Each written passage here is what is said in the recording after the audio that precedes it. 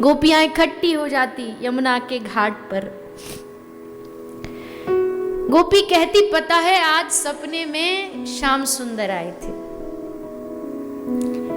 राधा ने उनकी ओर देखा, देख के मुस्कुरा दी, मानो कह रही है कि सखी तू बड़ी धन्य है कि सपने में कान्हा आए।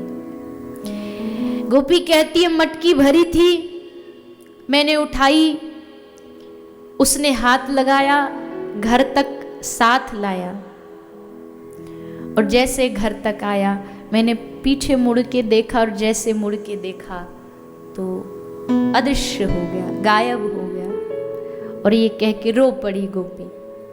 दूसरी सखी बोली, मेरे भी सपने में कृष्ण आए, मेरे पाँव में कांटा लग गया, तो उस कांटे को निकाला, और जैसे मैंने उसको पकड़ना चाहा फिर गायब हो गया।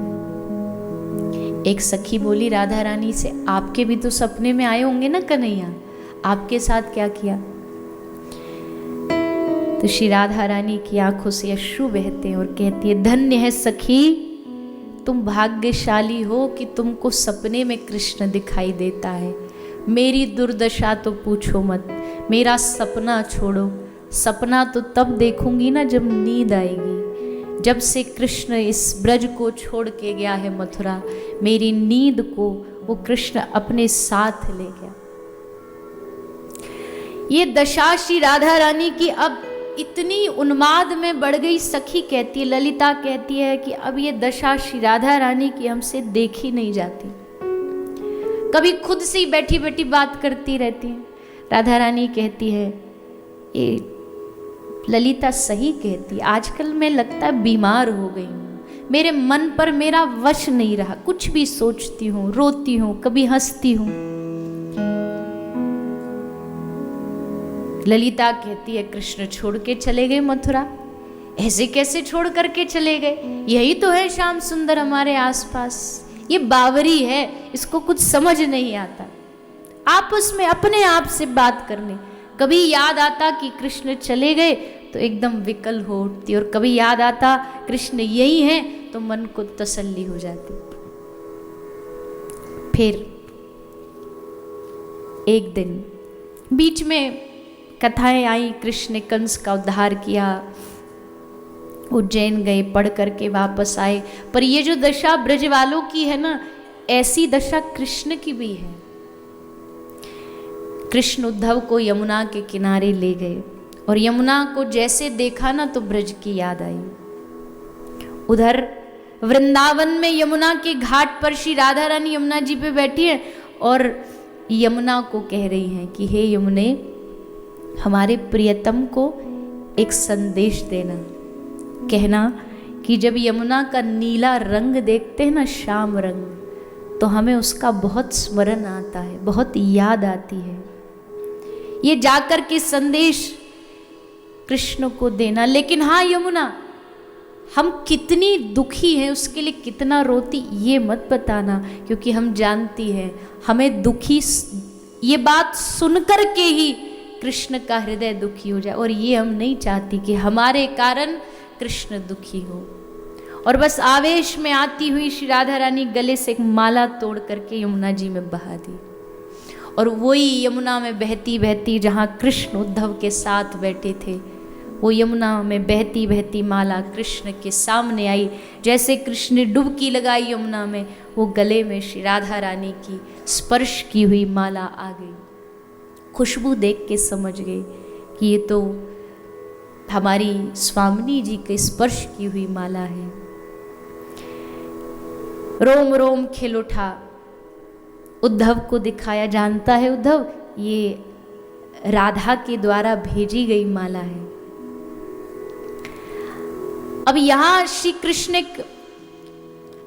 हंस को दूत बना के ब्रज में भेजते हैं, ब्रज का सब हालचाल जानने के लिए। दूत ब्रज का हालचाल लेकर के आता है, कृष्ण को बताता और आके कहता है, कृष्ण जितना जल्दी हो सके ब्रज लौट जाओ, नहीं तो ये ब्रज पूरा जल जाएगा, विरह में डूब जाएगा।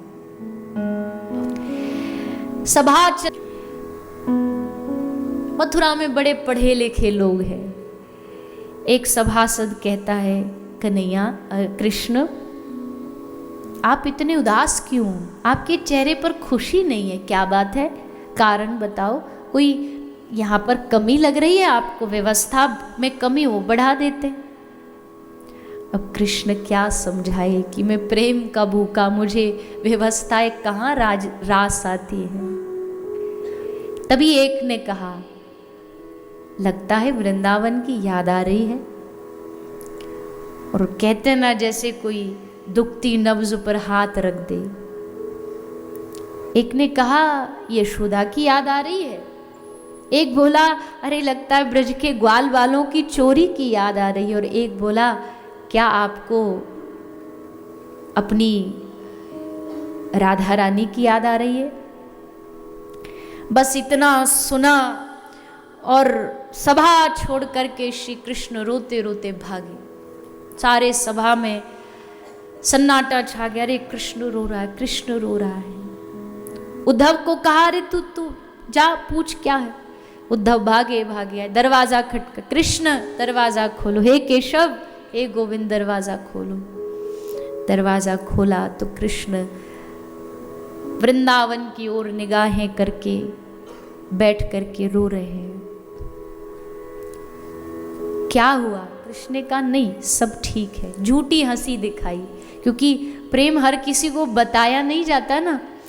सब ठीक है, सब ठीक है। तो रो कर के भाग के क्यों आ गए? और वैसे भी देवकी मैया भी कह रही थी आप बड़े उदास उदास रहते हो, क्या कमी है यहाँ पर मथुरा में बताइए। आपके लिए आप कहो स्वर्ग का वैभव उतार लाऊं धरती पर, आप आज्ञा तो करो। कृष्ण का नहीं, सुख बहुत है यहाँ, पर एक ही कमी है। यहाँ कृष्ण कहने वाले बहुत हैं, पर यहाँ कोई लाला कहने वाला नहीं, कोई कन्हैया कहने वाला नहीं। यहाँ हाथ जोड़ने वाले तो बहुत है, पर यहाँ कोई गले लगाने वाला नहीं है। इसलिए उद्धव ऊधो मोहे ब्रज बिसरत नाही। उधो मैं ब्रज भूमि को, वृंदावन की उस नगरी को, वृंदावन के उस प्रेम को उधो भूल नहीं सकता, भूल नहीं पा रहा।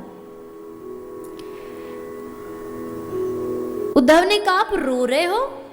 अरे भगवान होकर के जो दुनिया को सिखाता है सब मिथ्या है, सब माया है, संयोग वियोग सब मोह है, और आप स्वयं रो रहे हो, याद कर रहे हो?